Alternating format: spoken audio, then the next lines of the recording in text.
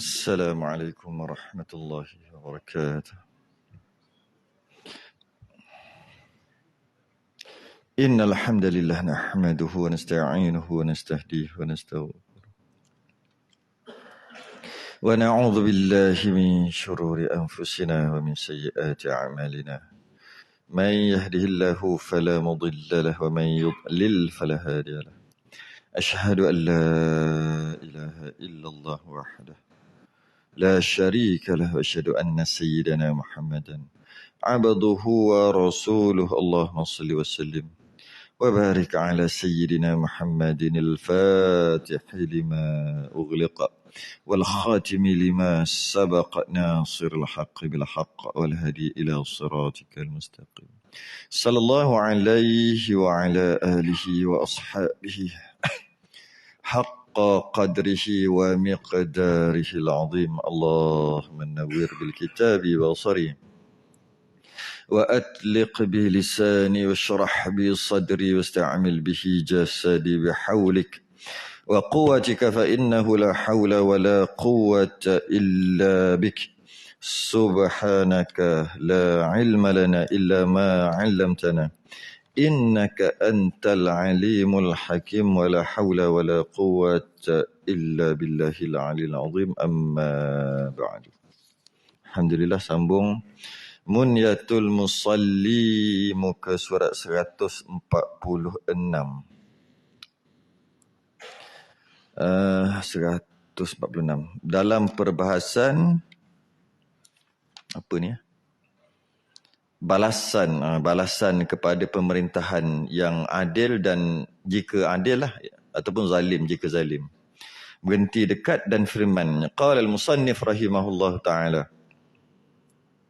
Wa naf'ana wa iyyakum bi'ulumihi fid darain. Amin ya rabbal alamin. Dan firmannya Allah lah, firman Allah Ta'ala. Inna a'tadna lizzalimina naran ahata bihim suradiquha. Artinya, bahawasanya kami sediakan bagi orang zalim itu, ada kuasa dia zalim pula, api neraka yang meliputi dengan mereka itu kelilingnya. Bahasa sekarang, microwave atas bawah kiri kanan bakar. Bagi orang zalim ni akan dimasukkan ke dalam microwave Allah nanti. Maka microwave Allah. Sebab dia kata kat sini ahata bihim suradiquha. Apa? Kalau bahasa lain atas bawah kiri kanan depan belakang. Api, bukan api duduk bawah aja. Api atas bawah kiri kanan depan belakang. Macam panggang bagi orang yang zalim. Dan sabda Nabi sallallahu alaihi wasallam, manik tata'a haqqa mri'in muslimin aujaballahu lahu an-nar wa harrama 'alaihi al-jannah. Faqala rajul ya nabiyallah walau kana yasiran, qala walau qadiban min arakin. Barang siapa memutuskan hak seorang muslim, maksudnya zalim tu, memutuskan hak seorang muslim tu, hak seorang ni muslim, dia buat sesuatu menyebabkan hak orang ni tak dapat dekat dia, zalim lah, berlaku zalim kat dia, telah diwajibkan Allah baginya api neraka. Allah akan balas dengan api neraka dan diharamkan atasnya syurga, tak boleh masuk syurga. Maka sembah seorang lelaki. Lelaki pun tanya, bila Nabi kata macam tu, ada seorang lelaki tanya, ya Nabi Allah, wahai Nabi, dan jikalau ada ia sedikit, kalau sikit, zalim sikit je zalim, kan? Boleh, okey tak? Maksudnya, itu kalau zalim banyak, iyalah masuk neraka, haram baginya syurga. Tapi kalau sikit dia zalim, Nabi kata sabdanya, dan jikalau ada ia sepotong kayu sugi sekalipun, maka berlaku zalim. Walau mana sekecil-kecil zalim, maka ancaman Nabi haram baginya syurga. Dan lagi sabda Nabi SAW. Oh, dia nak habis lah ni sebenarnya. Dah nak habis, kita baca je, tak ada apa pun. Ancaman-ancaman hadis-hadis Nabi.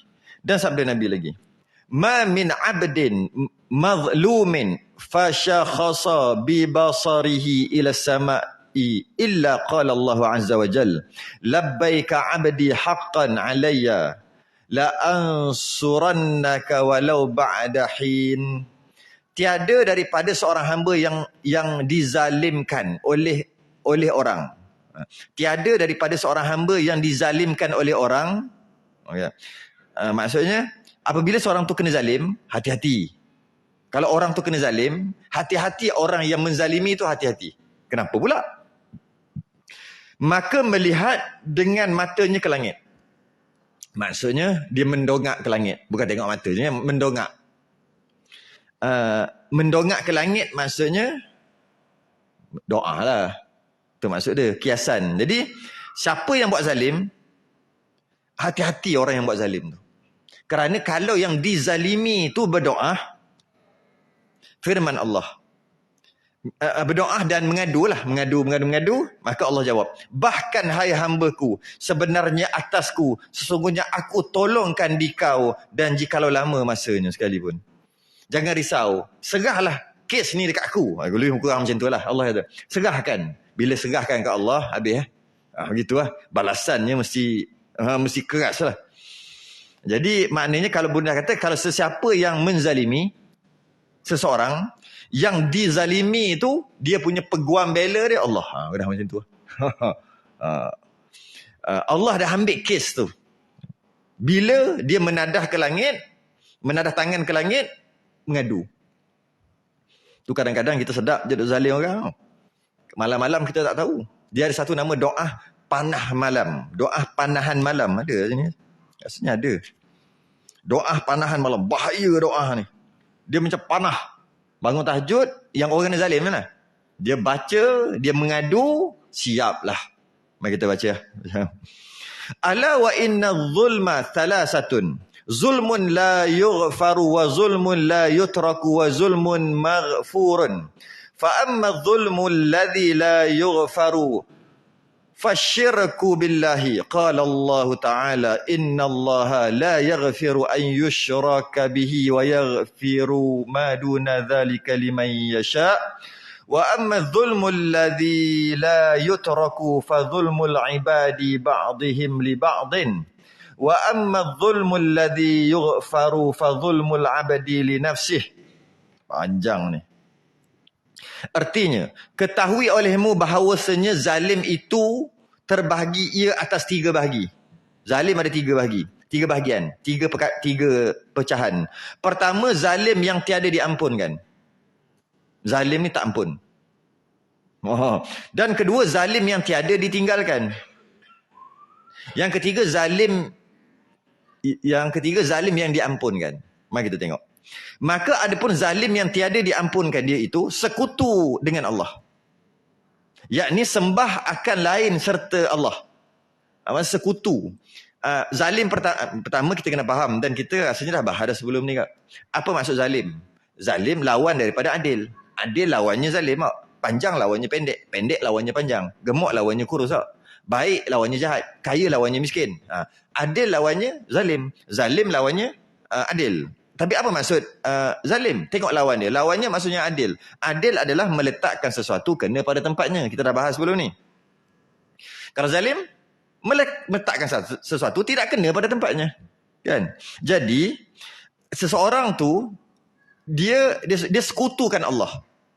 Tempat yang betul, Tuhan adalah Allah. Dia letak Tuhan tu yang lain, bukan Allah. Maka dia zalim lah.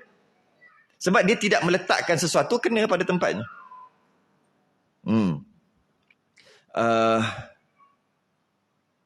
Okay. Jadi bila dia meletakkan sesuatu tidak kena pada tempatnya, maka dia zalim. Kan kita bahas ingat tak yang lepas? Pasal kahwin tak? Takkan lupa kot pasal kahwin. Kena ingat waktu. Contoh minggu lepas. Kalau isteri pertama, berapa berat dia? Ambil berat terus. 100 kok. Sebab isteri pertama mestilah 100 Lepas tu dia cari yang kedua. Okey, 100 kilogram. 100 kilo. Anak isteri pertama mestilah ramai sikit anak. 6 orang. Berat 100 kilo. Okay. Isteri kedua takkan 150. Mesti cari yang 50 lah. 50 berat. Anak tak ada lagi. Baru kahwin. Okay. Maka bila dia poligami, dia mesti berlaku adil. Maka dia bagi kat isteri muda 2,000, maka dia bagi kat isteri nombor 1, isteri tua 2,000 juga. Adil ke zalim? Zalim lah. Padahal dia kata aku bagi 2,000 sebab nak adil. Oh, dia salah faham. Adil bukan maksudnya sama. Adil meletakkan sesuatu kena pada tempatnya. Oleh kerana dia bagi 2,000 isteri pertama, 2,000 isteri yang kedua, dia telah berlaku zalim. Dekat padang macam ni saya ingat gini jalan. Kalau tengok saya ingat tu sah lah tu. Jadi maknanya kita faham zalim ada dah sepatutnya gitu. Dia buat guna lain. Zalim lah tu. Jadi sepatutnya sembah tu Allah. Dia sembah yang lain. Ataupun dia syirikkan Allah. Sembah Allah juga, sembah yang lain juga. Zalim itu. Tidak meletakkan sesuatu kena pada tempatnya. Jadi bila zalim yang tidak diampunkan, iaitu sekutu bagi Allah.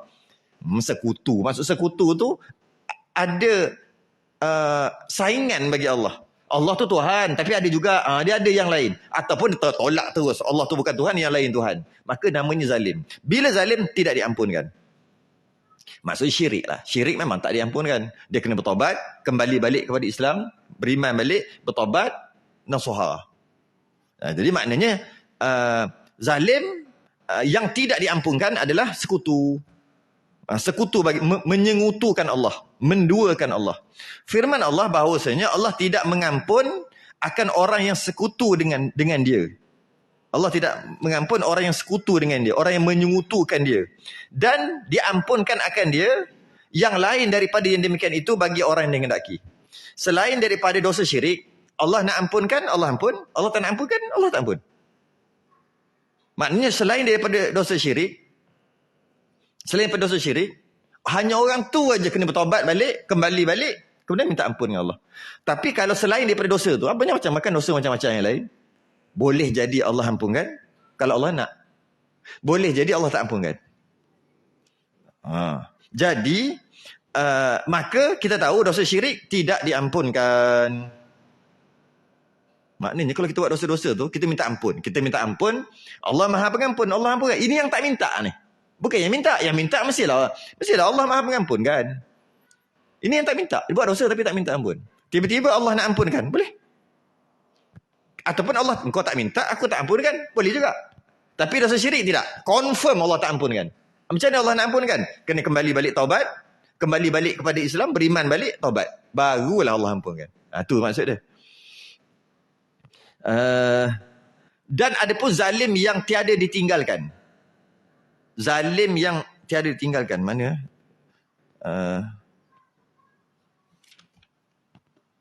Zalim yang tiada ditinggalkan tu apa dia maksud dia? Ada kurungan tak? Tak ada. Apa maksud zalim? Tak jumpa cari. Muka 147 Ke mana? 147. Hilang. Ada pun zalim yang tiada ditinggalkan. Maksudnya zalim yang tak boleh nak buang. Dia melekat je. Tak boleh. Maka iaitu zalim hamba setengah akan setengah. Dia buat hal, dia menzalimi orang lain. Dosa orang dengan orang. Yang itu minta ampun dengan Allah sampai berbuih mulut sekalipun. Tetap juga tak terlepas. Sebab dia berkait dengan orang. Itu maksud yang tak boleh ditinggalkan. Zalim yang tidak boleh ditinggalkan. Tak boleh ditanggalkan. Sebab dia berkait dengan orang. Jadi kena settle dengan orang tu lah. Sebab tu, dosa-dosa yang dengan Allah ni, bukan suruh buat. Tak payah sangat lah untuk minta ampun. Sebab Allah Maha Mengampun. Tapi manusia belum tentu Maha Mengampun. Manusia. Buat hal dengan dia, kalau dia kata aku tak maaf kau 7 keturunan macam mana? Aku dah minta ampun, kau tak maaf kau punya pasal. Mana boleh gitu? Sedap gitu. Kan ada orang kata kan, aku dah minta maaf dah. Aku minta maaf lah, aku buat salah dulu gini, aku dah minta maaf dah. Jadi, apa sedap kau minta maaf. Aku tak maaf. Aku dah lepas sebab aku dah minta maaf. Ada pula. Sedap lagi tu. Selagi dia tak maaf, selagi tu sampai ke akhirat. Sebab tu kalau ada kena berkait dengan dosa dengan orang, dia takkan. Kecuali orang tu yang tanggalkan. Orang yang dizalimi tadi tu. Ada orang gitu. Aku dah minta maaf kat dia. Lepas tu, settle lah. Belum lagi. Dia maafkan ke tak? Tak tahulah. Belum settle lagi. Dia kena, okey lah tak apalah aku maafkan. Barulah terlepas. Setakat minta ampun. Macam orang perempuan, dia nak keluar rumah. Wajib minta izin suami kan. Kalau izin suami ada, dia keluar. Apa maksud izin suami? Dia nak keluar rumah, bang nak keluar kedai ni, nyok-nyok pergi. Itu kan minta izin. Saya dah cakap dengan awak. Memang, tapi itu kan izin. Izin tu tunggu dia kata. Saya nak keluar. Okeylah, dia. Itu baru izin. Ini cakap. Saya nak keluar rumah, saya nak pergi situ, mesej je. Bang, saya nak pergi situ, saya nak pergi sini, saya nak pergi situ, saya nak pergi sini. Suami dia tak jawab ke? Itu bukan izin. Itu bagi tahu. Itu bos. Bos bagi tahu, saya nak keluar je, saya nak meeting je. Itu bos. Saya dah minta izin. Itu bukan minta izin, itu bagi tahu. Tunggulah suami kata, okey. Samalah keadaannya. Aku dah minta ampun dah. Aku dah minta maaf dengan dia. Settle lah. Dia tak maaf tu, dia dengan Allah lah. Aduh pula. Sedap lagi tu. Cuma, jika tak dimaafkan atas dunia, bawa sampai ke akhirat. Kita dekat atas dunia ni, tengah marah ni, seronok lah cakap ataupun rasa besar. Kita jumpa kat akhirat. Sedap kau cakap. Itu, sampai kat akhirat nanti menyesal. Ini bukan cerita orang yang buat hal ni. Orang yang tak ampun kan ni. Orang yang buat hal, orang yang buat salah, memang dia akan menyesal dunia akhirat. Sebab dia memang salah. Ini orang yang tak nak. Tak kira sedap minta maaf. Tak kira. Kita jumpa kat akhirat. Dia ingat akhirat tu macam mana? Dia ingat akhirat tu macam mana? Masa tu, malaikat akan, katalah dia masuk syurga. Orang ni. Tapi tak boleh masuk lagi. Orang lain pakat-pakat masuk dah. Kawan-kawan dia dah beribu tahun dah masuk. Dah masuk awal dah. Dia tak sampai, titian syirat tak sampai lagi. Duduk dekat mahkamah lagi. Banyak benda nak settle ni. Kemudian malaikat tunjuk depan mata. Ni tempat kau nanti kat syurga. Boleh masuk. Tak boleh masuk. Kau katakan nak settle kat akhirat. Tunggu lah. Tu, turn tu. 8,000 orang. Turn ni. Banyak lagi. Dia turn yang ke 8,000. Sebab beratur ni. Nak settle selama dia hidup. Banyak lah 8,000. Sekarang tak banyak 8,000. Sebab nak settle dalam media sosial ni, juta-juta tau. Dan kita buat apa-apa. Dulu mungkin kata, kita hidup dulu, mungkin daripada kecil sampai besar, kita bertemu berapa orang? Agak-agak 10,000 orang ada. Umur 70. Ada 7,000 orang. Sekarang bukan 7,000. 7 juta saya tak silap. Maksudnya kita ada berinteraksi, ada masalah, ada buat sesuatu, tak kisahlah, sama ada buat baik atau buat jahat. Sama ada cakap betul atau cakap bohong, sama ada bukan 7 juta, saya silap 70 juta. Bergantung kepada berapa kita punya share, kita punya like yang kita buat apa-apa tu yang salah tu. Jadi beratur 70 juta orang dah tu. Sebab ni kena settle. Kau yang buat fitnah ke apa ke, kau yang buat kan? Beratur. Katakanlah dia tempat dia kat syurga. Dan dia kata dia ni yang dizalimi. Dia ni yang dizalimi. Bukan yang menzalim. Bukan yang menipu. Yang ditipu. Dan dia kata aku jumpa kau dekat akhirat. Malaikat tunjuk. Ni tempat kau. Nak pergi tak boleh. Kena tunggu. Berapa ribu ke berapa orang tunggu.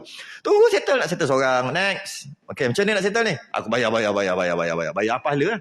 Next. Bayar. Padahal dia dah memang syurga dah tempat dia. Tak boleh masuk. Sebab dia nak settle. Akhir sekali dia buat macam mana tau? Macam inilah. Dia cakap dengan malaikat, semua kira halal lah. Aku kira maafkan semua lah. Ambil, aku tak nak dah pahala. Ambil semua. Aku nak masuk syurga. Tak larat dah. Aku nak tunggu. Akhir sekali. Sekarang sedap lah cakap atas dunia. Tunggu kat akhirat. Kita jumpa kat akhirat. Amboi. Dia ingat akhirat tu macam mana? Dah duduk telanjang bogey. Telanjang bogey ramai-ramai. Macam mana? Mu tengok aku. Tengok. Power. Macam mana? Macam mana? Dia dengan macam-macam perangai. Ada orang menjerit, ada orang mengguling, ada orang jalan dengan muka, ada orang macam-macam kan. Ada orang mandi dalam peluh dia, ada orang minum. Apa dia? Air peluh dia sampai sini. Tak tahulah macam mana, tak tahulah air dia satu lah macam mana. Tapi yang tahu kan gini. Lepas tu dah sini lah. Telan, gong. Air peluh dia sendiri masuk. Lepas tu balik, naik balik. Nak tengok tempat-tempat yang tu. Dah duduk dah beribu tahun, berpuluh ribu tahun duduk pada Mahsyar. Dan tempat dia di syurga. Dan dia dah tahu dah, result dia dah tahu, dah dapat buku dah. Result dah tahu, tapi tak boleh masuk lagi. Sebab nak tunggu kat akhirat, tunggu lah. Tunggu lah. Ingat apa, kita kalau boleh nak settle semua. Masa tidur tu settle dah. Aku maafkan semua, aku tak nak jumpa kat akhirat semua-semua yang buat hal dengan aku. Yang buat hal dengan, maksud yang dia anaya lah. Kalau dia menganiaya orang, itu tak boleh. Dia kena settle sendiri. Tidak, aku lupakan semua. Semua aku maafkan. Maafkan apa kau buat hal dengan orang. Minta maaf dengan dia lah. Kalau yang orang buat hal dengan kita, sebelum tidur tu settle semua. Supaya tak payah jumpa kat akhirat. Dekat atas dunia sedap lah cakap. Bengang lah. Jumpa kat akhirat. Sedap zalim aku kan. Kita jumpa kat akhirat. Ada orang cakap gitu. Dia ingat akhirat tu macam mana kat. Jadi, bila dosa yang berkait, di antara hamba dengan hamba yang lain, manusia dengan manusia yang lain, tak dapat dan tidak dapat tiada. Apa? Tidak dapat tiada. Atau tukar bahasa lain, tidak dapat tidak. Maksudnya? Okey, tukar. Tidak boleh tidak. Samalah, tidak boleh tidak. Tidak boleh tidak. Mestilah. Tidak boleh tidak. Mesti ya. Ya. Mesti daripada dihisapkan antaranya. Dan antara orang yang dizalimkan hingga redha empunyanya. Sehingga yang dizalimi itu redha. Selagi tak tu, jumpa ke akhirat. Adapun zalim yang diampunkan pula. Ada 3 kan jadi? Zalim yang tidak diampunkan. Zalim, dia dikata mensyirikkan Allah lah. Itu memang zalim sungguh. Yang kedua, berkaitan dengan orang tak boleh ditanggalkan selain sehinggalah orang itu yang tanggalkan, orang yang dizalimi. Yang ketiga, yang diampunkan, iaitu zalim hamba bagi dirinya. Dia menzalimi dirinya sendiri. Macam mana? Dia buat zalim diri sendiri ya. Tak akan nasi, lapar. Lepas tu, padahal muka siapa zalim diri sendiri macam tu lah. Toreh. Lepas tu menyesal. Siapa tu? Itulah. Diampunkanlah. Dia menzalimi dirinya sendiri. Maka iaitu zalim yang diampunkan. Sebab dia buat kat diri dia sendiri. Siapa suruh buat? Dan kata Muawiyah bahawasanya aku sesungguhnya terlebih malu bahawa aku zalimkan akan orang yang tiada dapat orang yang menolongkan dia melainkan Allah Ta'ala. Kata Muawiyah, aku malu nak zalimkan orang. Bukan malu, takut. Aku takut nak menzalimi orang. Sebab bila aku zalim orang, dia punya peguam bela Allah. Aku takut. Tapi di istilah panggil malu. Bukan malu, takut. Takut, kata Muawiyah. Ini kata-kata hukama lah. Kata setengah hukama, sebutkan olehmu tatkala engkau menzalimi seorang akan adil Allah padanya. Dan pada sebutkan olehmu tatkala engkau menzalimkan seseorang akan adil Allah padanya. Bila orang buat zalim, yang buat zalim tu akan kena cakap macam ni. Kau ingat Allah Maha Adil. Pesan kat dia lah. Kau dah zalim aku kan? Pesan kat dia, ingat Allah Maha Adil. Sebut macam tu. Dan pada tatkala kuasa kamu akan kuasa Allah atasmu. Kau ada kuasa, kau boleh buat apa kan? Bila dia guna kuasa dia atas orang lain, menzalimi kerana kuasa dia, yang dizalimi tu dia kena cakap, ingat kuasa Allah di atas kuasa kamu. Ingatkan dia. Dan jangan engkau mencengangkan, menghairankan. Jangan engkau mencengangkan kamu lolos 2 tangan kamu. Kamu tumpahkan darah. Jangan kamu ingat kamu buat zalim dengan kuasa kamu. Kamu tumpahkan darah, buat zalim, ambil harta orang apa semua. Kamu jangan ingat lolos. Lolos ni lepas lah. Jangan ingat lepas. Maka bahawasanya baginya yang membunuh lagi akan mati seperti itu juga. Yang menzalimkan, engkau akan mati. Yang membunuh orang, kau lepaskan tapi engkau akan mati. Ingat. Gitulah peringatan. Dan kata Abu Nur Ibnu Yazid, bermula batu yang dimasukkan ke dalam bunyan. Bunyan apa? Ada kurungan. Bangunan. Okey, bangunan. Betul lah. Bangunan. Bunyan. Bermula batu yang dimasukkan ke dalam bunyan rumah pada ketiadaan halal ia cengkeram binasanya. Kalau bahasa sekarang macam ni. Batu bata yang ada dekat dinding. Satu aja. Haram. Maka cengkeram binasa. Macam mana kata? Maksudnya tak selamat lah bangunan tu. Padahal satu batu-bata. Batu-bata ni berapa puluh ribu batu-bata dalam ni. Satu aja yang haram. Maka cengkeram binasa. Maksudnya tunggu masa je lah nak jadi apa-apa dalam tu. Roboh, terbakar, terhimpap, mati dalam tu. Apa-apa je lah. Panas. Apa lagi jadi dalam tu. Macam-macam. Cengkeram binasanya. Atau bahasa lain tak berkat. Dan kata setengah pula, jikalau bahawasanya syurga ia negeri yang kekal, jikalau bahawasanya syurga ia negeri yang kekal. Nak beritahu ni, syurga tu negeri kekal. Kekal lah, syurga tu kekal. Jikalau dimasukkan batu atau sepotong kayu daripada zalim, niscaya aku takut bahawa binasanya. Yakni sangat hampir binasa. Bukan yang tu ya. Jadi maknanya syurga ni negeri yang kekal. Maka kekal tak binasa lah. Syurga kekal, tak binasa. Kemudian ambil sedikit kezaliman. Dia bagi contoh sebiji batu atau sepotong kayu. Zalim. Zalim tu besar kayu. Macam tu je. Ambil, campak masuk dalam syurga. Syurga kekal, jadi tak kekal, binasa. Nak bagi tahu zalim tu besarnya sehingga syurga pun boleh binasa. Sedangkan syurga kekal. Nak bagi tahu teruknya zalim ni, dosanya besar. Niscaya aku takut bahawa binasanya. Yakni sangat hampir binasa. Ni kiasannya. Sangat hampir binasa rumah yang diambil batu atau kayu yang haram. Kalau rumah tak kekal. Rumah tak kekal, dia akan binasa 100 tahun, 200 tahun. Dia kata dia akan binasa. Syurga kekal. Ambil zalim, apa-apa kezaliman, masuk si kecil je. Besar kayu sugi je. Paling masuk dalam syurga, yang mana syurga itu kekal. Musnah syurga. Cuba bayangkan, kalau kayu sugi besar, kezaliman besar kayu sugi, masuk dalam rumah, yang mana rumah tu bukan kekal. Rumah akan binasa. Cuma lambat lagi lah, tapi bukan akan binasa 100 tahun, 200 tahun. Agak-agaknya binasa tak? Tu. Kalau syurga yang kekal pun binasa, ini kan rumah yang tak kekal. Tu maksudnya. Jadi janganlah rumah, kalau orang-orang dulu kan curi tanah dulu lah. Dia alihkan dia punya batu penanda. Alih batu penanda. Curi yang anak yatim punya kan, kematian mak ayah dia ke apa ke, dia ambil, dia pakcik ke, dia orang yang berkaitan lah. Curi-curi tu lah. Tanah. Ataupun daripada tu lah, menang nombor ekor ke apa ke, buat rumah. Itu lagi lah. Satu je. Satu batu pun dah problem. Simen ke, simen curi ke, simen beli dengan pernah jadi dia bawa lori simen je adalah. Kawan dia kata, aku nak buat rumah, nak pakai simen. Mau nak pakai simen? Tak apa, aku jual murah. Padahal dia ambil dia ambil toke dia tu macam mana tak, dia buat turun, berhenti tengah jalan buat turun sampai tengok lain macam je. Macam ada kena-mengena. Saya tak ada kena-mengena. Saya tak tahu siapa kerja-kerja simen. Macam satu lagi yang bendalah yang apa, yang pusing simen tu, sipuk tu boleh tu toke punya. Tiba-tiba dapat call, aku nak depan rumah aku ada orang bawa sipuk kat sini. Asal tengok macam ada orang sipuk. Tak ada. Ni sebab bakat-bakat tengok seorang tu macam ada kena-mengena tu, risau. Mana tahu, saya tak tahu.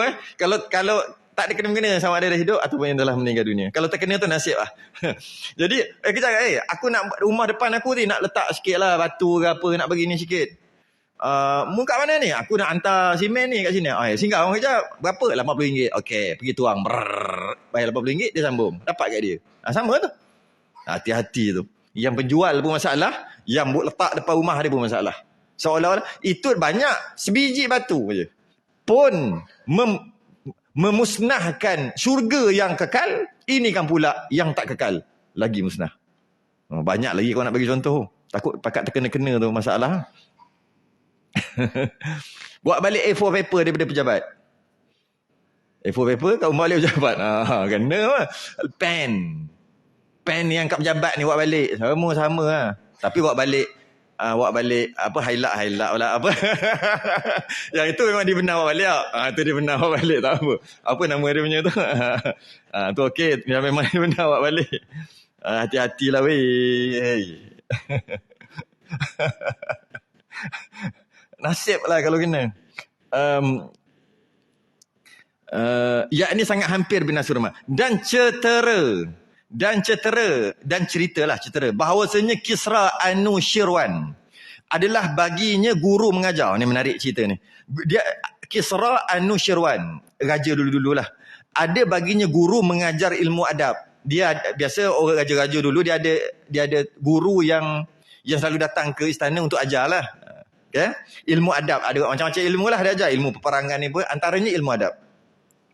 Akan dia hingga masyhurlah ia pada ilmunya. Hingga masyhurlah budak ni sebab tok guru ni hebat. Macam-macam tok guru ajar. Antaranya ilmu adab. Sehingga masyhur ilmunya. Budak ni bagus. Budak ni maksud mungkin anak raja lah. Macam apa dia panggil? Tengku apa? Yang dia akan menggantikan ayah dia nanti. Ya? Maka dipukul akan dia oleh gurunya. Pada satu hari, guru dia panggil dia. Ayah dia yang raja. Dia tu anak panggil. Dia pergi, kau duduk sini. Dia panggil tiba-tiba je. Dia pukul. Dengan ketiadaan dosa. Tak salah apa. Panggil-panggil tu pukul aja. Yakni ketiadaan kesalahan. Maka menaruh marah ia pada hatinya. Dia pukul tu sehingga dia nak bagi terkesan di hati budak ni. Budak lah kita terbelasan ke kan. Terkesan di hati budak ni. Marah tu. Mana bukan pukul sikit-sikit, pukul sungguh lah. Lepas tu pukul pula, kenapa apa salah saya? Aku nak pukul, tak kira aku nak pukul lah. Dia nak bagi itu. Tanpa dia bagi tahu apa kesalahan. Sehingga terkesan di hatinya. Dia nak bagi terkesan, kalau boleh, kesan sampai mati. Maknanya pukul pagak. Anak raja tu. Dia mana dia akan digantikan nanti. Memang dia akan gantilah ayah dia meninggal nanti. Tapi ayah dia hidup lagi sekarang. Dia buat sampai, memang, kalau boleh sampai mati dia akan ingat. Dia bukan marah pukul tu sebenarnya. Dia marah apa salah aku. Tu yang marah tu. Kalau kata salah kamu gini-gini pukul. Alah kejap je hilang. Sebulan 2 bulan dah hilang marah dah. Ini masalahnya. Apa salah aku? Kau kata tak salah. Apa salah aku? Ni yang salah. Apa dia? Ni ya. Tak manggang. Panas je hati. Yeah. Maka tak kala naik ia kerajaan baginya. Sampailah beberapa tahun ke. Sampai tu matilah ayah dia. Dia lah ganti. Dia lah akan ganti jadi raja. Maka berkata ia bagi gurunya. Bila dia dah tu, dia ingat tak? Mestilah dia ingat. Dulu kau pukul aku sekarang aku dah raja. Okay. Dia panggil. Nak balas dendam. Apa yang menanggungkan akan dikau atas memukul akan daku pada hari bagian dan bagian dengan zalim juga. Masa dulu. Kau ingat tak? Dulu, 15 tahun lepas. Contohlah. 13 tahun lepas, bagian-bagian. Engkau pernah pukul aku dan kau cakap ni lah salah engkau. Tapi tak bagi tahu pun salah apa. Sampai aku ingat sampai sekarang. Sekarang aku nak tanya. Kenapa kau pukul aku hari tu? Dan kau tak bagi tahu sebab. Kau zalim ke atas aku. Maka kata gurunya, tatkala ada engkau aku lihat akan dikau sangat gemar pada ilmu. Aku tengok engkau ni ada tokoh lah. Ada aura sebagai seorang raja yang baik. Nanti. Masa kecil tu aku nampak. Dengan belajar ilmu, cerdik. Semua cukup lengkap. Jadi, bila aku tengok engkau ni orang yang akan mengganti ayah engkau. Dan engkau akan jadi raja yang hebat. Aku harap bagimu kerajaan. Aku harap engkau yang akan ambil kerajaan. Bila ayah dia meninggal. Mungkinlah kalau macam mana pun takut. Mungkin boleh dapat kat orang lain ke. Mungkin ayah dia akan pilih ke. Tak tahulah macam mana. Cuma dia mengharap. Aku mengharap engkau yang akan jadi raja satu hari nanti. Sebab engkau ni kalau di sudut adik-beradik engkau semua ke, pakcik-pakcik engkau lah adalah yang paling layak. Aku nampak dah. Okay, kata ni. Aku harap bagimu kerajaan. Kemudian daripada bapak engkau. Aku harap bapak kau meninggal, engkau lah ambil kerajaan ni. Pelik lagi. Apa kena-mengena kau pukul aku ni? Maka aku sayang sangat engkau ni. Bukan senang nak cari orang macam kau ni hebat ni. Macam mana? Aku kasih akan. Aku rasakan di kau akan zalim. Maka aku buat zalim kat engkau. Sebab aku sayang. Kenapa? Supaya jangan engkau zalim akan seorang. Kau rasa tak macam mana? Kau rasa kan? Kau ingat sampai 15 tahun kan? Kalau kau buat zalim kat rakyat kau, macam tu dia ingat. Jadi kau dah dapat pelajaran tu. Jangan buat zalim. Maka berkata, ia Anushirwan Zah. Maksudnya, molek. Mantap. Pada hari nak marah, nak balas dendam. Bagus. Jadi aku dah tahu dah. Aku telah terasa dizalimi tu macam mana. Jadi kalau dia nak zalim kau orang, dia teringat lah. Aku dulu ingat sampai 15 tahun. Dia nak rampas tanah orang. Dia nak buat jahat-jahat kat orang. Dia nak letak cukai kat orang ke apa ke semua kan. Dia kata rasa lah. Aku dulu. Itu setakat pukul tanpa aku salah. Aku ingat. Maka dengan dia ingat keperitan dizalimi, dia takkan buat kat orang. Maka setengah raja dahulu. Zah. Yang ini elok-elok, molek-molek. Maka setengah raja yang dahulu. Ini doa ni, dia panggil doa doa anak panah malam. Ni, senjata tok pakai. Doa yang ni dia panggil doa anak panah malam dan senjata tok pakai. Cuma tak ada tulisan ni. Dia tulis syair aja. Tapi sebenarnya dia doa anak panah malam senjata tok pakai. Maka setengah raja dahulu disurat pada hamparan akan syair ini. Orang dulu dia tulis syair ni. Apa dia syair ni? La tazlimanna idza ma kunta muqtadiran. Fadh-dhulmu masdaruhu yufdi ilan nadam. Tanamu 'ainaka wal madhlumu muntabihun yad'u 'alaika wa 'ainullahi lam tanam. Artinya, ini syair dia. Syair dia. Jangan kamu zalimkan orang. Jangan kamu zalimkan orang apabila ada kamu kuasa. Kalau kamu kuasa, jangan buat zalim kat orang. Maka zalim itu tempat keluarnya membawa kepada menyesal. Orang yang zalim mesti akan menyesal nanti. Tak sekarang dia akan datang menyesal. Paling-paling pun ke akhirat dia akan menyesal. Tidur dua. Kenapa orang yang menzalimkan ni bila ada kuasa dia zalim kat orang, kenapa last kali dia akan menyesal? Sebab yang dizalimi tu tidur dua mata engkau menzalimkan orang kan, kau tidur, kau tutup mata, dan yang kena zalim jaga je. Yang kena zalim dia tak boleh tidur, dia kena zalim. Dia tak tidur, dia jaga. Dia bukan jaga je, meminta doa atas engkau. Dan dia pun mengadu ke Allah, aku kena zalim begini. Ketika engkau tidur, ainullah tiada tidur. Sesungguhnya Allah tak tidur. Maka kalau seorang tu mengadu ke Allah, siap. Siap malam-malam. Kata syair sambung lagi. Atahza'u bid-du'ai wa tazdarihi wa ma tadri bima sana'ad du'a'u. Sihamul laili nafizatun walakin laha amadun walil amadin qida'u. Susah sikit dia punya ni. Kamu mudah-mudah akan doa. Kamu mudah-mudah akan doa dan kamu permain-main akan dia. Kamu buat main-main, memudah-mudah dengan doa orang Ya Allah, orang doa. Ya Allah, ya Allah. Buat mudah-mudah dan mempermain-main akan dia. Mempermain-mainkan mempermain-mainkan sembahyang, mempermain-mainkan doa. Kan kalau sembahyang dia mempermain-mainkan. Sebab doa ni pertama doa, yang kedua sembahyang. Sembahyang tu maksud doa, doa. Dan tiada kamu ketahui dengan apa yang memperbuat oleh doa. Kamu tak tahu kesan doa ni ataupun kesan solat ni. Anak panah malam sangat lulus. Sangat tembus, tepat. Dan tetapi baginya masa dilakukannya. Maksudnya tak tahu anak panah malam ni tepat. Jadi jangan bermudah-mudah dengan sembahyang ataupun doa. Jangan mudah-mudah. Kan ada orang bermudah-mudah dengan sembahyang kan? Sembahyang tak? Tahu tak Nabi sebut, siapa yang sembahyang 2 rakaat sebelum subuh, qabliyah subuh, dia punya dia seumpama dapat dunia dan isinya. Sembahyang tak? Sembahyang. Kaya dah? Kaya? Macam biasa dengar. Nak tanya kaya dah lagi. Jangan main-main weh. Jangan main-main. Sedap dia kata gitu. Sedap dia kata gitu. Sembahyang duha kan? Sembahyang duha kan? Antara sembahyang duha murah rezeki. Betul? Murah rezeki. Tengok sesak tengok dia pakai Viva bila nak tukar highlight ke apa? Bila? Duk pakai tu. Bila nak tukar duk pakai kata jangan main-main tu. Jangan main-main. Sebab anak panah malam sangat lulus. Lulus tu tembus. Tepat kena. Dan tak kala menzalim oleh Ahmad bin Talun. Ahmad ibn Talun. Ahmad ibn Talun seorang pemerintah waktu tu, dia menzalimkan rakyat adalah. Dahulu daripada ia mengerjakan adil. Ahmad bin Talun adalah yang adil. Dia adil. Kalau kita tengok baca dalam sejarah, dia adil. Tapi sebelum dia adil ni ada cerita. Cerita. Berteriak segala manusia daripada zalimnya.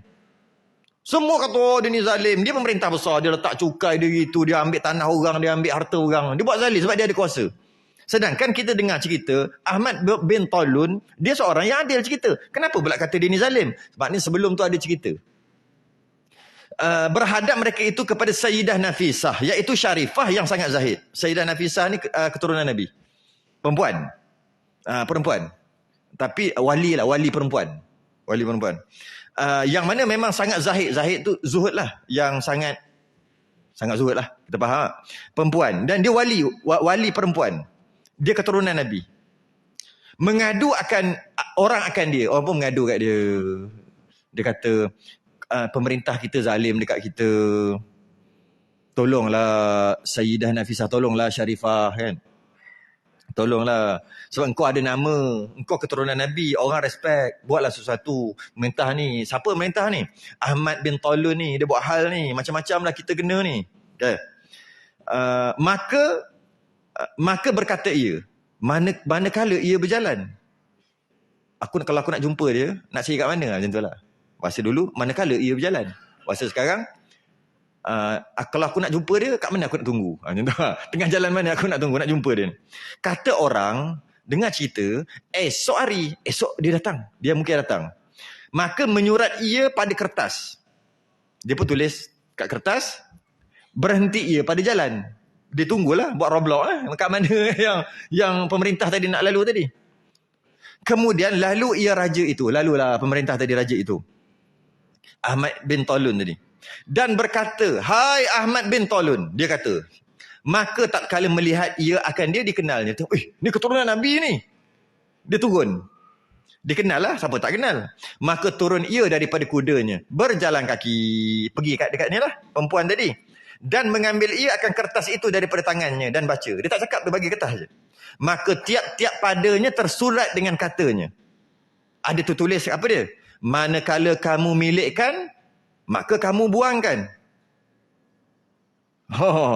Dan sesungguhnya kuasa kamu, maka kamu keraskan. Manakala kamu milikkan, kamu buangkan.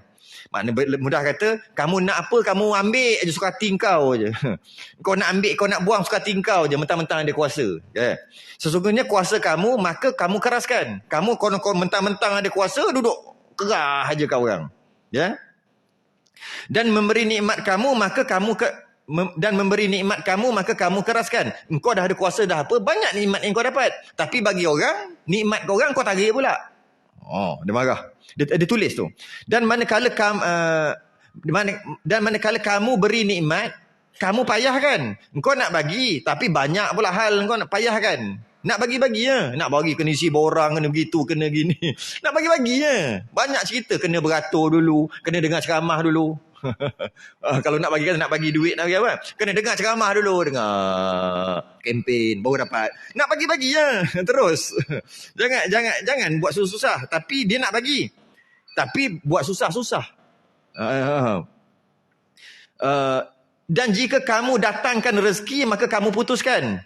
Elok-elok orang tu adalah dapat rezeki, kamu ini bagus kalau aku ambil, kamu putuskan rezeki dia. Dan senyata telah diketahui kamu sanya anak panah malam itu sangat lulus. Aku nak pesan kat kau, anak panah malam tu tembus tepat. Maksud anak panah malam tu sembahyang malam dengan doa malam-malam mengadu tentang kezaliman tu. Tu maksud anak panah malam. Malam-malam bangun pukul 3, pukul 4, dia dizalimi, sembahyang tahajud, sembahyang sunat, sembahyang hajat, lepas tu ya Allah nangis-nangis. Ya Allah, dia buat kat aku macam ni. Cakap macam tu. Dia buat kat aku macam ni. Aku tak buat salah kat dia. Dia menzalimi aku gini. Siap. Nangis. Orang yang dizalimi. Malam tu. Siap. Orang yang dizalimi tadi. Memang siap. Memang tak lepas. Tiada tersalah. Panah dia tak ada pergi salah tempat orang. Dia kena tepat. Istimewa pula daripada hati. Istimewa pula lebih-lebih lagi. Daripada hati yang telah kamu pediskan. Pedih lah tu. Pedih kan? Pedis kan? Sakit kan? Boleh lah. Pedih kan lah. Lebih-lebih lagi, engkau dah buat hal dia pedih hati dia. Dah tersentuh hati dia, engkau buat zalim kat dia. Dan daripada tubuh yang engkau telanjangkan akan dia. Bukan maksud telanjang gitu. Maksud buat sesuatu lah. Kau dah telanjangkan dia. Kau dah sebarkan aib dia. Engkau dah suruh dia buat macam-macam dengan tenaga yang dia ada. Tapi kau zalim dia lepas pada tu. Perbuat oleh kamu apa yang kamu kehendak. Buatlah. Pasal sekarang kan, dia ada nada dia. Buat. Bukan suruh buat. Kan? Suruh buat lah. Anak kita nak main tepi longkang.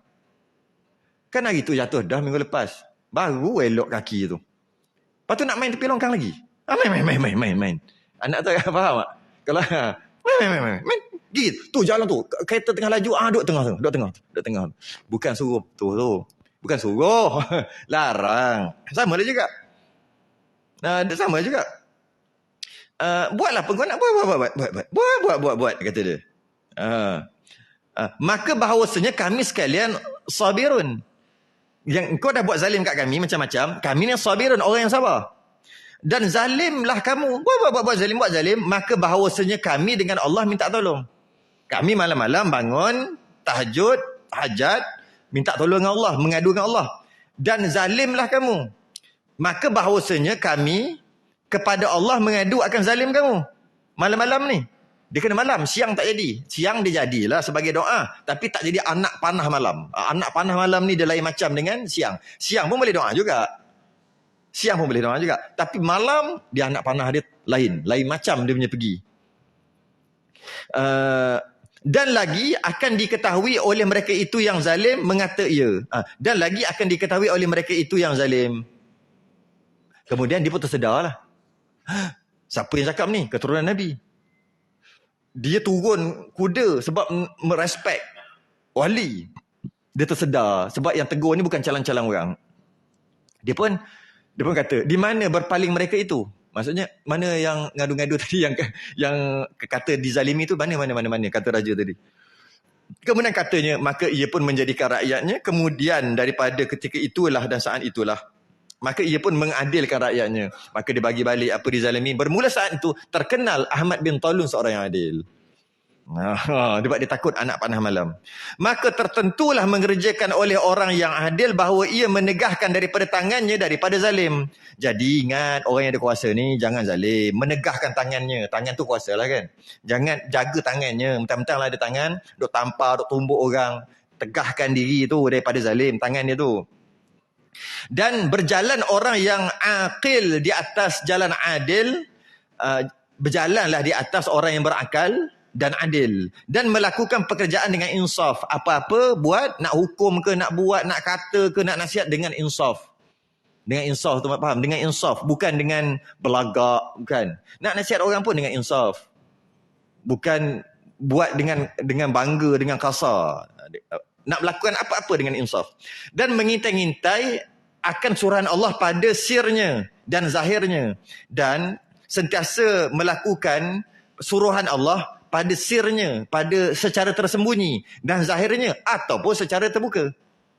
Menzahirkan. Jadi maksudnya bukan secara terbuka zahir buat baik, tapi sir sebenarnya dia buat senyap-senyap buat jahat, bukan. Sirnya ketika tersembunyi dan ketika zahir buat baik. Patuhi perintah Allah. Dan ketahui pula bahawasanya Allah lagi akan membalas atas segala amal kebajikan. Allah balas kalau buat baik orang yang berkuasa ni. Dan kejahatan dan diseksakan orang yang zalim atas zalimnya. Jangan senang-senang. Jangan senang. Sebab Allah akan balas yang baik dengan baik, yang zalim dengan zalim.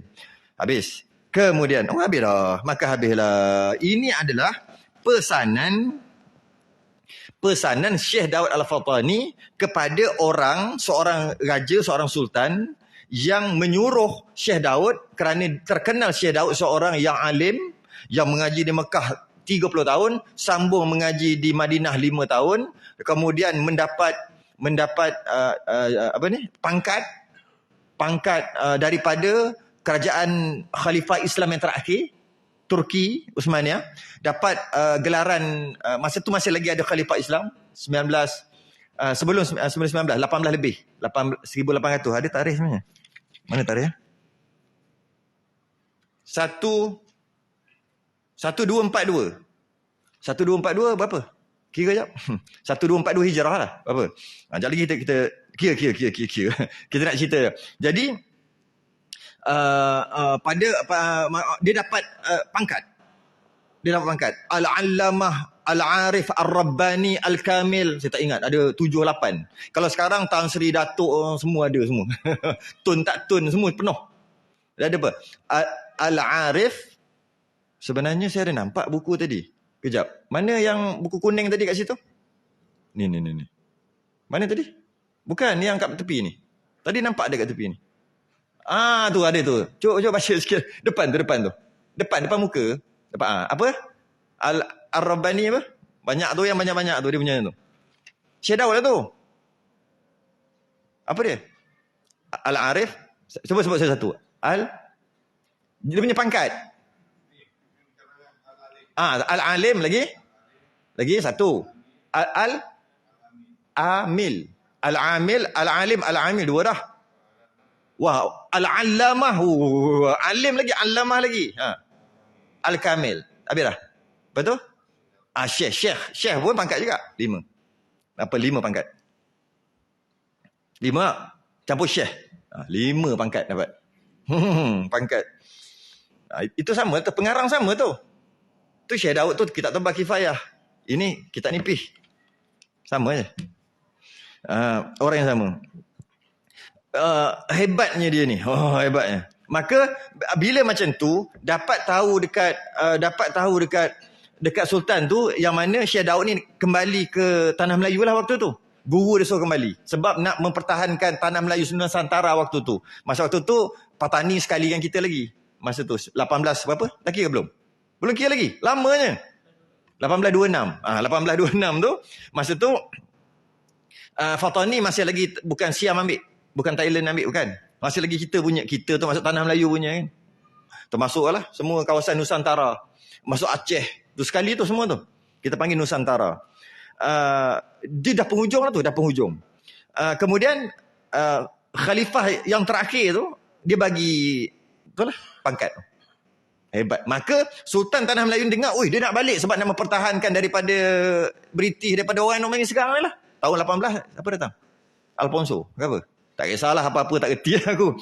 Datang serang ni, serang waktu serang Fatani lah waktu tu. Fatani Darussalam. Nak serang, nak ambil, nak gitu kan. Dan Tanah Melayu pun kena. Tak tahu lah 18, siapa yang datang jajah kita ni. Nak mempertahankan, dia datang pertahan. Dengan Syekh Arsyad Al-Banjari, pengarang kitab Sabil Al-Muhtadin. Syekh Arsyad Banjari. Sama kawan tu. Datang belayar, mempertahankan. Akhir sekali, macam nak kalah, bergundur. Syekh Arsyad mati, syahid. Dia sempat bergundur. Last sekali pergi balik ke Mekah jadi mutawif. Syekh Daud. Sebab dah tak boleh lah. Sebab nama tu dikira apa? Pemberontak yang dipanggil. Padahal itu pejuang. Tapi biasalah penjajah kata tu lah pemberontak. Akhir sekali duduk sehingga meninggal di Mekah, ditanam di Taif. Kemudian dialihkan kubur dia ke tempat lain. Tapi dia meninggal lah. Jadi bila dia tahu, Syekh Daud datang Tanah Melayu. Maka Sultan panggil, Syekh, banyak pangkat tadi tu lah. Tulislah kitab solat untuk kami. Tulislah sikit untuk kami. Kata Sultan tadi. Dia pun tulis. Jadilah. Kemudian, dia teringat. Dah nak siap lah ni bagi. Yang suruh ni Sultan, Raja besar. Macam mana nasihat dia? Itu tulis tiba-tiba ada cerita pasal pemerintahan belakang ni. Dia pun tulis, jangan zalim begitu, begini. Jadi baca. Kawan tu baca. Oi, kena aku kat belakang. Macam tu lah. Tu lah cerdik lah tu. Takkan nak cakap direct lah. Okey lah tu. Maka habislah. Lepas ni doa. Nak baca doa. Lepas ni baca doa. Panjang doa ni. Lepas tu doa. Habis dah. Bawah ni doa. Doa dia. Mana? Akan membalas akan segala amal kebajikan dan kejahatan diseksakan orang yang zalimin atas zalimnya. Lepas tu dia baca doa. Tapi baca doa apa ni? Wallahu. Lainlah doa dia. Wallahu muwaffiqu liman yasha. Kenapa doa dalam ni lain? Ruminya lain. Jahwinya lain. Allahumma inni as'aluka khairul mas'alati wa khairud du'ai wa khairun najahi. Ada? Lain. Saya punya dalam rumi lain, yang Jawi lain. Ni lain. Dia ni dah habis, dia nak doa untuk kita lah, semua yang belajar ni. Tak apalah, saya baca doa saya lah. Dia tahulah ni. Ni baca sendiri lah doa. Tapi doa je. Doa kan. Allahumma inni as'aluka khairul mas'alati wa khairul du'ai wa khairul najahi wa khairul amali wa khairul thawabi wa khairul hayati wa khairul mamati wa thabbitni wa thaqil mawazini wa haqqiq imani. Ada? Tak ada. Carilah kalau jumpa. Warfa' darajati wa taqabbal salati waghfir khati'ati wa as'aluka darajatal ulya minal jannah. Allahumma inni as'aluka fi'lal khairati wa tarkal munkarati wa hubbal masakin wa an taghfira li wa tarhamani wa idza aradta fitnatan biqaumin fatawaffani ghaira maftunin wa as'aluka hubbaka wa hubba man yuhibbuka wa yuhibba amalin yuqarribu ila hubbik. Allahumma inni as'aluka imanan la yartaddu wa na'iman la yafadu wa murafaqata nabiyyina Muhammadin sallallahu alaihi wasallam fi a'la jannatil khuldi. Alhamdulillahilladzi an'ama alaina wa hadana ilal Islam. Ya muqallibal qulub tsabbit qalbi ala dinik. Subhana rabbika rabbil izzati amma yasifun wa salamun alal mursalin walhamdulillahi rabbil alamin. Ujung dia. Oh, okey. Ujung dia ada, awal dia lain sikit lah. Habislah, kita baca je lah makna dia. Habis dah ni. Ya Allah, sesungguhnya aku memohon kepadamu agar dapat melakukan kebaikan dan meninggalkan kemungkaran.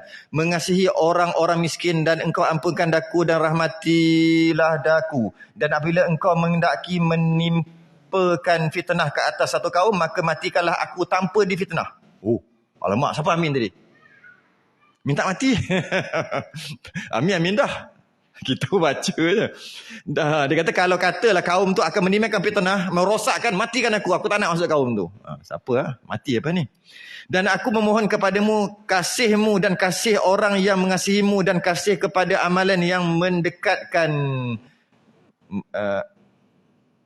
menimpahkan fitnah ke atas satu kaum, maka matikan. Okay. Dan aku mohon kepadamu kasihmu dan kasih orang yang mengasihimu dan kasih kepada amalan yang mendekatkan aku kepada kasihmu. Ya Allah, sungguhnya aku mohon kepadamu keimanan yang tidak goyah dan nikmat yang tidak pernah habis serta mendampingkan Nabi kami Muhammad SAW di dalam setinggi-tinggi syurga yang kekal abadi. Segala puji bagi Allah yang telah mencurahkan nikmat ke atas kami dan menunjuki kami kepada Islam. Wahai Tuhan yang membolak-balikkan hati, tetapkanlah hatiku di atas agamamu, Maha Suci Tuhan Engkau, Tuhan yang mempunyai kemuliaan daripada apa yang disifatkan, dan salam sejahtera ke atas sekalian Rasul dan segala puji tertentu bagi Tuhan sekalian alam. Telah selesai. Telah selesailah Fakir Ilallah Daud ibnu Abdullah Fatani menterjemahkan risalah yang bernama Muniatul Musalli ini di dalam negeri Mekah Al-Musyarrafah. Dekat Mekah. Dia siap karang. Pada waktu duha, hari Selasa, 15 hari bulan Zulhijjah. 15 Zulhijjah. Zulkaidah, Zulhijjah. Maknanya raya haji tak? Lepas raya haji. 15 hari bulan Zulhijjah pada hijrah Nabi alaihi afdal salat wa azka taslim. 1242 tahun. 1242. Berapa tadi? 1826 Masihi. Sekarang 2024. Berapa lama tu? 1826 Alhamdulillahi awalan wa akhiran wa zahiran wa batinan wa musalliyan ala sayyidina Muhammadin wa alihi wa sahbihi wa sallim tasliman. Amin. Segala puji bagi Allah yang awal, yang akhir, yang zahir, yang batin, dan selawat ke atas penghulu kami Muhammad dan keluarganya serta sahabat-sahabatnya, dan limpahkan kesejahteraan ke atas mereka. Amin. Habislah kitab Muniatul Musalli. Selesai. Apa dia? Periksa. Periksa. Ya, boleh periksa. Tapi ada satu lagi risalah macam ni juga, Syekh Daud karang. Namanya Risalah Bahjah Mardiyah. Dia dua lagi gini. Ni je. Kalau yang Jawi gini. Dua. Lama ada tak agak-agak percetakan nak cetak kalau dua keping ni? Kalau tukar pada Rumi boleh jadi berapa? Buat form besar-besar sikit, boleh lah jadi 8 muka surat kot. Berapa? Berapa muka surat ada? 10. Banyak kot. 14. 15. 9 lay ke 9 muka surat? 9 lay. 18 muka surat lah. 18 muka surat. Dia boleh jadi 18 muka surat. Ada satu lagi namanya Risalah Bahjah Mardiyah. Oleh kerana 18 muka surat, agak-agak kalau cetak untung maka lama-lama orang tak belajar dah nama Risalah Bahjah Mardiyah. Maka atas inisiatif tak tahu siapa, dia letak kat belakang ni. Yang Jawi tak ada ni, Muniatul Musalli khatam dah. Tapi dia letak kat belakang namanya Risalah Bahjah Mardiyah. Dia kata kalau tidak, Habis lama-lama hilang lah ilmu ni. Menceritakan tentang solat juga. Tapi berkaitan dengan muasbuk muafiq. Tapi susah sikit lah. Adalah. Jadi, kalau nak kira Muniatul Musalli, khatam lah. Cuma, yang Rumi, kita habiskan lah nanti. Kita tak khatam lagi lah. Kita habiskan sikit ni. Ini mungkin, paling lama pun 2 bulan. Paling lama lah. Tak sampai kot. Tak sampai 2 bulan rasanya. Cerita tentang solat juga. Muafiq masbuk yang tak ada dalam Muniatul Musalli. Jadi rasa dah khatam belum? Yang kira belum lah. Tapi kalau siapa ada jawi dah khatam. Siapa ada jawi? Tak ada. Semua tak khatam. Kena ngaji ni. Siapa suruh tak buat jawi? Tangguh dulu. Lepas ni kita tangguh lama sikit 3 minggu. 3 minggu. Kita sambung lagi 3 minggu. Sebab saya nak lepas ni Ahad yang seterusnya saya dah tak ada dekat sini lah. Saya dah berada di Tanah Suci Mekah. Jadi lebih kurang dalam 3 minggu kita tak ada. Jadi kita sambung Bahjah Mardiyah ni dan tunggu saya balik ni. Tunggu balik. Lebih kurang minggu ketiga lah. Minggu ketiga bulan 12. Okay? Kita tangguh lama sikit kali ni. Selain tasbih kafarah. Dan suratul subhanakallah wa hamdik. Asyhadu an la ilaha illa anta astaghfiruka wa atubu. Bismillahirrahmanirrahim. Wal 'asr. Innal insana lafi khusr illa alladhina amanu wa 'amilus salihat wa tawassaw. Assalamualaikum warahmatullahi wabarakatuh.